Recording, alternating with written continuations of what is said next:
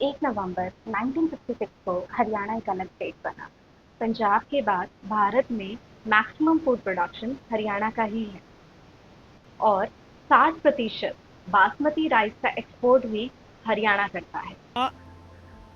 80-90 मन का किला की मोटी जीरी निकल जाएगी। और जो बासमती जीरी है वो 40 की, 35 की, 40 की। मान लीजिए हरियाणा की पूरी जमीन कुल 100 रुपए है, तो इस 100 रुपए से जो सबसे बड़ा हिस्सा है यानी कि 82 रुपीज और 60 पैसे सीधा सीधा शुद्ध खेती नेट सोन एरिया को जाता है। यानी कि इस जमीन पर शुद्ध खेती होती है, यहाँ दिन रात हल चलता है और देश का पेट भरा जाता है। अब जो मैं आपको आंकड़ा दिखाने जा रही हूँ वो आपको सोच में डाल देगा। तो हम चाहे जितना भी हरियाणा को हरा भरा कह लें, जब बात असली यानी जंगल की आती है, फॉरेस्ट की आती है, तो इस 100 रुपए के नोट में से सिर्फ 74 पैसे ही जंगल के हिस्से में आते हैं, यानी 1 रुपया भी पूरा नहीं आता। तो ये आंकड़ा पूरे देश में सबसे चिंताजनक आंकड़ों में से एक है। बोले भाई इनका कल्चर तो एग्रीकल्चर है, वाह भाई है।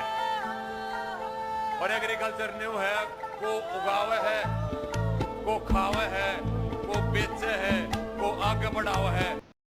तो कैसे होता है ये? हमारे हरियाणा में बहुत बेनिफिट है। हमारे हरियाणा में है भरोसेमंद पानी और फसल बेचने के लिए बड़ा बाजार। यही सबसे बड़ी ताकत है। जहाँ देश के हिस्सों में किसान आज भी मानसून के भरोसे होते हैं, वहीं हरियाणा के लगभग 75% खेती वाले क्षेत्र को ट्यूबवेल और सरकारी नहरों का पक्का इरिगेशन सपोर्ट मिला हुआ है। और उसकी लोकेशन, वो भी उसका असली जैकपॉट है। हरियाणा का एक बड़ा हिस्सा सीधा दिल्ली एनसीआर से कनेक्टेड है। इसका मतलब ये नहीं है कि भाई मैप में पास है। इसका मतलब है कि किसान को अपनी फसल बेचने के लिए दूर दूर नहीं जाना पड़ता। बड़ी बड़ी मंडियां उसके आसपास हैं और दिल्ली का इंटरनेशनल एयरपोर्ट भी पास है। तो उसके पास होने की वजह से ताज़ी सब्जियां, फल, बासमती चावल जैसे प्रोडक्ट्स को इजीली विदेशों तक एक्सपोर्ट किया जा सकता है। ये स्ट्रैटेजिक लोकेशन का फायदा उठाकर हरियाणा सिर्फ गेहूं और धान तक सीमित नहीं है, हॉर्टिकल्चर में भी इसका बहुत ज़्यादा योगदान है। अगर देश के कुल मूली उत्पादन रैडिश को 100 रुपए का नोट अगर आप मान लेते हैं फिर से, तो हरियाणा उसमें लगभग 3 रुपए का हिस्सा रखता है, जो कि बहुत बड़ा आंकड़ा है और पूरे देश में तीसरे स्थान पर है। वहीं खरबूजे के उत्पादन में हरियाणा लगभग 5 रुपए का योगदान देता है और देश में 5वें स्थान पर है। यही वजह है कि हरियाणा पंजाब के बाद इंडिया के सेंट्रल फूड ग्रेन पूल का दूसरा सबसे बड़ा कंट्रीब्यूटर है और हरियाणा के कई जिलों में उगाए जाने वाले बासमती चावल जीआई टैग्ड बासमती रीजन का हिस्सा है। इसी वजह से हरियाणा का बासमती दुनिया भर में अपनी क्वालिटी और खुशबू के लिए मशहूर है। अब सरकारी बुक्स में एक ही एरिया को दो अलग तरीके से समझाया गया है, ट्रांस गेंजेटिक प्लेन्स और एग्रोक्लाइमेटिक जोन 6। जो ट्रांस गेंजेटिक प्लेन्स हैं, वो इसका जोग्राफिकल नाम है, यानी गंगा नदी के वेस्ट में फैला हुआ उपजाऊ मैदान, जिसमें हरियाणा के साथ पंजाब, दिल्ली, चंडीगढ़ के बड़े हिस्से शामिल हैं। और एग्रोक्लाइमेटिक जोन 6 इसका एग्रीकल्चरल नाम है। सरकार ने भारत को क्लाइमेट, रेनफॉल और सोइल के हिसाब से कई फार्मिंग जोन में बांटा है और हरियाणा का अधिकांश हिस्सा इसी जोन 6 में आता है। सीधी भाषा में समझें तो हरियाणा की मिट्टी, मौसम और पानी की कंडीशन खेती के लिए इतनी अनुकूल है कि यही इसकी सबसे बड़ी स्ट्रेंथ बन जाती है। सरकारी डेटा के हिसाब से इसे दो बड़े एग्रीकल्चर रीजन में बांटा गया है। पहला है नॉर्थ वेस्ट हरियाणा। ये एरिया राइस, व्हीट और ठंडे मौसम के फ्रूट्स और वेजिटेबल के लिए सबसे ज़्यादा सुटेबल माना जाता है। फिर दूसरा है साउथ वेस्ट हरियाणा। ये कंपैरेटिवली सूखा एरिया है, इसलिए यहाँ पे tropical fruits, high value vegetable, herbal और मेडिसिनल प्लांट्स की कल्टीवेशन के लिए कंडीशन अच्छी मानी जाती है। लेकिन हरियाणा की फार्मिंग को समझने के लिए सिर्फ एरिया जानना काफ़ी नहीं है। असली गेम शुरू होता है इसके दो क्रॉप सीजन से। सबसे पहला सीजन है सावनी, जिसे हम खरीफ सीजन के नाम से जानते हैं। इसकी बुवाई जून में मानसून के साथ शुरू हो जाती है और नवंबर तक फसल काट ली जाती है। इस सीजन की मेजर क्रॉप्स हैं राइस, कॉटन, बाजरा, जवार, मक्का और शुगर केन। डरिए मत, ये हम सब आगे पढ़ेंगे। दूसरा सीजन है आषाढ़ी, यानी राबी सीजन। इसकी बुआई अक्टूबर नवंबर में होती है और हार्वेस्टिंग मार्च अप्रैल तक चलती है। रोन आप करके याद रख लीजिए। राबी सीजन अक्टूबर नवंबर में इसकी बुआई होती है और इसकी हार्वेस्टिंग फिर ऑब्वियसली उस टाइम तो होएगी नहीं, तो मार्च अप्रैल में इसकी हार्वेस्टिंग होएगी। इस सीजन की सबसे इंपॉर्टेंट क्रॉप्स हैं व्हीट, बार्ले, ग्राम और मस्टर्ड। अब हम इन सब में जो सबसे सुपरस्टार है वो होती है गेहूं यानी कि व्हीट। अगर हरियाणा की फार्मिंग को 100 रुपये माना जाए तो जो सबसे बड़ा हिस्सा है वो गेहूं का होता है और इसी वजह से हरियाणा इंडिया का 4th लार्जेस्ट व्हीट प्रोड्यूसर है। इससे सिर्फ उत्तर प्रदेश, मध्य प्रदेश और पंजाब ही आगे हैं। लेकिन यही सब नहीं है, एशिया की दूसरी सबसे बड़ी अनाज मंडी हरियाणा के कुरुक्षेत्र डिस्ट्रिक्ट के लाडवा में है, जहां से हजारों क्विंटल अनाज देश के अलग अलग राज्यों में पहुंचाया जाता है। देश का पहला ग्रेन बैंक हरियाणा के पानीपत में एस्टैब्लिश किया गया था। इतना ही नहीं, व्हीट रिसर्च की देश की जो सबसे इंपॉर्टेंट इंस्टीट्यूट है, Indian institute of wheat and barley research भी हरियाणा के करनाल में ही स्थित है। लेकिन हरियाणा व्हीट चैंपियन बना कैसे? इसके पीछे एक सिंपल साइंटिफिक फॉर्मूला है। देखो, गेहूं को बुआई के समय 10 से 15 डिग्री सेल्सियस का टेम्परेचर चाहिए और पकते समय 15 से 28 डिग्री सेल्सियस की धूप चाहिए और 50 से 75 सेंटीमीटर की उसे रेनफॉल की ज़रूरत होती है और जो ग्रोथ होती है वो लॉमी और क्लेई सॉइल में होती है। और हरियाणा में 60% प्लेन एरिया में ये सारी कंडीशन आपको इजीली मिल जाती है और इरिगेशन का जो स्ट्रॉन्ग नेटवर्क भी है वो भी हेल्प करता है। तो करनाल, कैथल, हिसार, अंबाला और यमुनानगर व्हीट प्रोडक्शन के मेजर डिस्ट्रिक्ट हैं। का ध्यान रखना, कर्ण का सर बाला नगर, ठीक है। कर्ण यानी करनाल, का कैथल, हिसार का सर, अंबाला का बाला और यमुनानगर का नगर। कर्ण के सर वाला नगर जहाँ पे व्हीट बहुत ज़्यादा पाई जाती है। बात करते हैं ग्राम यानी चने की। ये क्रॉप वेस्टर्न हरियाणा की असली पहचान है। अगर हम पूरे स्टेट का डेटा देखें तो सबसे ज़्यादा चना भिवानी में उगाया जाता है। भिवानी के लोग सबसे ज़्यादा चना खाते हैं, तभी वो माँ भवानी की पूजा कर पाते हैं। जिसके बाद हिसार का नंबर आता है। इसके अलावा आता है रोहतक, महेंद्रगढ़ और सिरसा, वो भी इसके मेजर जोन है। तो लेकिन चना हर जगह नहीं उगता, इसके लिए एक परफेक्ट जोग्राफिकल फॉर्मूला चाहिए होता है।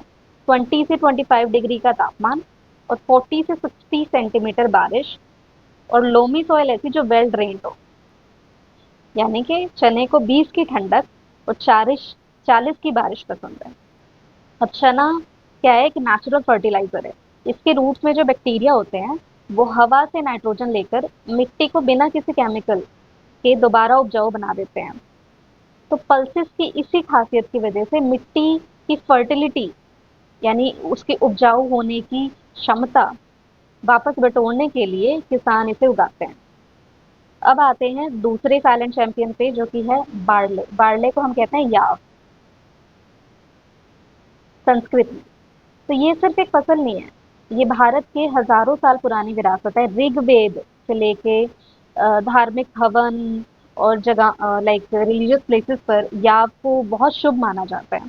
तो बार्ली को ग्रोथ के दौरान 12 से 15 की ठंड और पकते समय 30 डिग्री तक का टेम्परेचर चाहिए। अब देखिए, ठंड चाहिए 12 से 15 की और पकते समय उसे जो टेम्परेचर चाहिए वो बहुत ज़्यादा 30 डिग्रीज का, यानी कि 12 में जवान, 30 में तैयार, 12 से 15 पर ग्रोथ, 30 पर मेचोरिटी और बारिश 30 to 100 सेंटीमीटर रेनफॉल। अब हम बात करते हैं येलो गोल्ड की, जो कि है मस्टर्ड यानी कि सरसों। तो ये हरियाणा की लीडिंग ऑयल सीड क्रॉप है।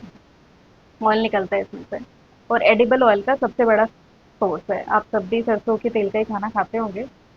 सरसों एक राबी क्रॉप है जिसे अक्टूबर नवंबर में बोया जाता है और अप्रैल मई में इसकी हार्वेस्टिंग होती है। तो इसे चाहिए ठंडक यानी कि 15 से 25 डिग्री का टेम्परेचर और 40 to 100 सेंटीमीटर की रेनफॉल। लेकिन इसकी सबसे दिलचस्प बात ये है कि सरसों सेलाइन सॉइल यानी कि नमकीन मिट्टी में भी अच्छी तरीके से सर्वाइव कर सकती है। हल्की नमकीन मिट्टी हो तो सरसों सर्वाइव कर लेती है। और जब बात प्रोडक्शन की आती है तो इसका सबसे बड़ा किंग है महेंद्रगढ़ डिस्ट्रिक्ट, जिसके बाद भिवानी और रेवाड़ी आते हैं। सरसों 15 से शुरू, 40 से भरपूर, यानी 15 से 25 का तापमान और 40 से 100 की रेनफॉल। और टॉप डिस्ट्रिक्ट हैं तो वो हैं MBR, महेंद्रगढ़, भिवानी, रेवाड़ी।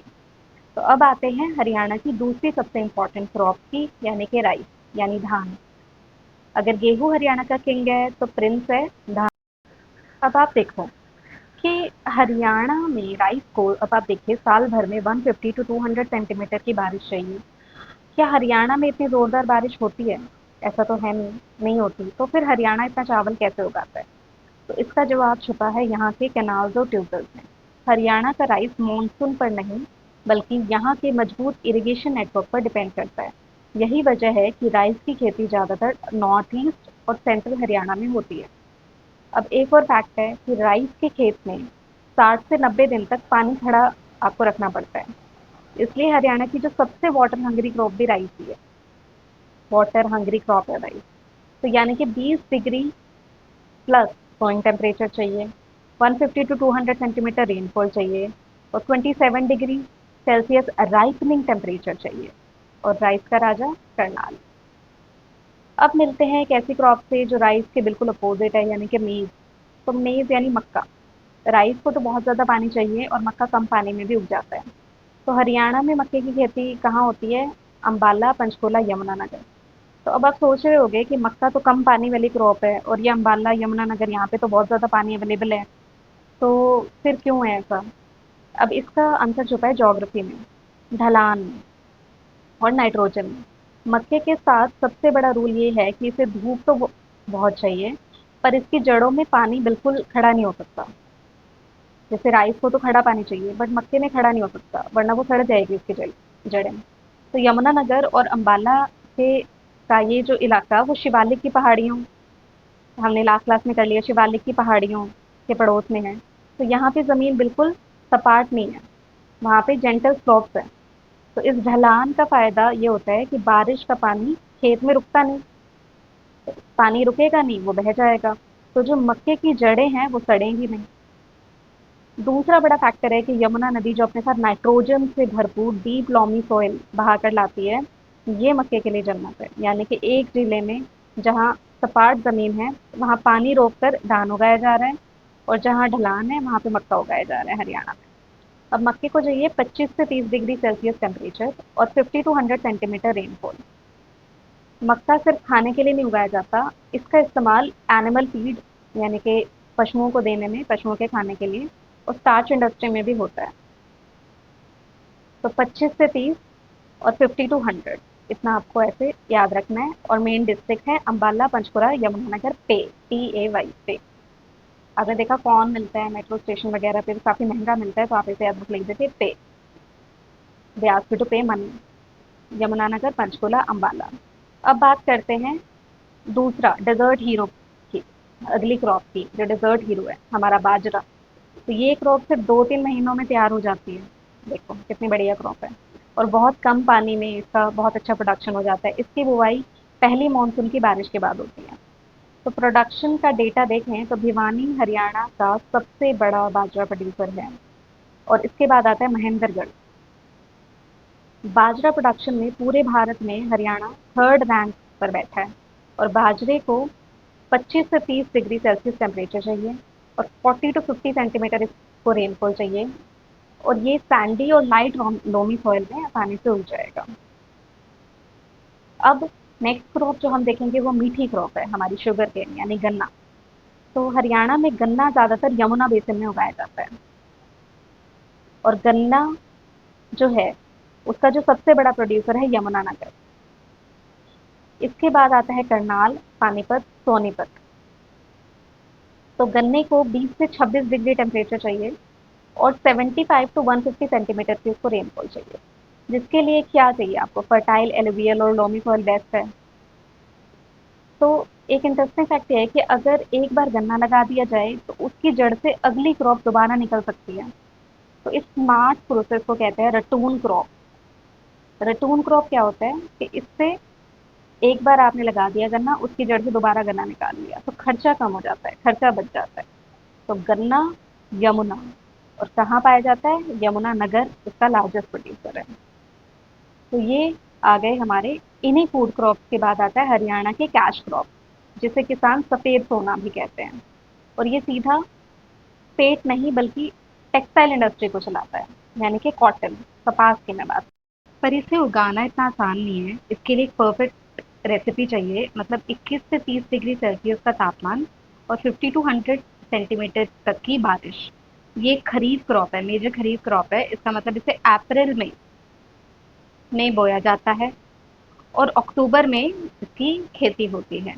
तो आप हरियाणा के सिरसा, हिसार, फतेहाबाद या जींद डिस्ट्रिक्ट में जाओगे तो आपको दूर दूर तक बस सफ़ेद। से ज़्यादा इम्पोर्टेंट पॉइंट जो बार बार पूछा जाता है एग्जाम्स के अंदर वो ये है कि इसके ग्रोइंग सीजन में 200 से ज़्यादा फ्रॉस्ट फ्री डेज चाहिए, यानी बिना कोहरे वाले दिन चाहिए, वरना ये कॉटन खराब हो जाती है। देखो क्विकली रिवाइज कर लेते हैं। सबसे पहले हमने वीट किया, जो कि किंग है सारे क्रॉप्स का हरियाणा के लिए, राबी सीजन में। और आइडियल टेम्परेचर, ठंडी का टेम्परेचर होएगा तो 10 टू 28 डिग्री सेल्सियस। रेन कितनी है? 50 टू 75। करनाल और कैथल में पाया जाता है, अनडिस्प्यूटेड किंग है। उसके बाद हमने किया राइस। राइस किस मौसम में है? खरीफ में। खड़ा पानी इसको चाहिए, खरीफ खड़ा पानी तो आप ऐसे खरीफ याद रखेंगे। 20 टू 27 डिग्री सेल्सियस इसको टेम्परेचर चाहिए। और रेन बहुत ज़्यादा चाहिए, 150 टू 200 सेंटीमीटर रेन। और करनाल के अंदर ये सबसे ज़्यादा पाया जाता है। उसके बाद हमने किया मेज़ यानी मक्का। तो मक्के का अगेन खरीफ, तो ये है 25 टू 30, इसका टेम्परेचर 25 टू 30। और इसकी जो रेन है वो है 50 टू 100 टे 50 टू 100। तो 25 टू 30, 50 टू 100। और इसका एक सीक्रेट हमने किया था, स्लोप सीक्रेट, कि क्यों उगाया जा रहा है ये रीजन में। उसके बाद हमने किया ग्राम। ग्राम का सीजन राबी, इसका आइडियल टेम्परेचर 20 टू 25। और इसमें जो रेंज चाहिए वो 40 टू 60 सेंटीमीटर की। भिवानी इसका नंबर 1 प्रोड्यूसर था, नाइट्रोजन बैटरी है ग्राम। उसके बाद हमने किया बारले। बारले फिर से राबी क्रॉप है, 12 से 30 डिग्री सेल्सियस का टेम्परेचर चाहिए। जो रेंज चाहिए वो कम चाहिए, देखिए 30 टू 100। और इसमें महेंद्रगढ़ टॉप में था बारले। और ये एंशिएंट सर्वाइवर है, यानी कि ऋग्वेद में भी इसका जिक्र मिलता है। महेंद्र जो नाम होता है वो शिवा का नाम होता है, तो आप ऐसे याद कर सकते हैं कि ऋग्वेद में इसका मिलता है, एंशिएंट है ये, राबी क्रॉप है ये। उसके बाद है मस्टर्ड। मस्टर्ड फिर से राबी क्रॉप है, 15 to 25 degree Celsius temperature. Rain इसको चाहिए 40 टू 100। इसके डिस्ट्रिक्ट है MBR।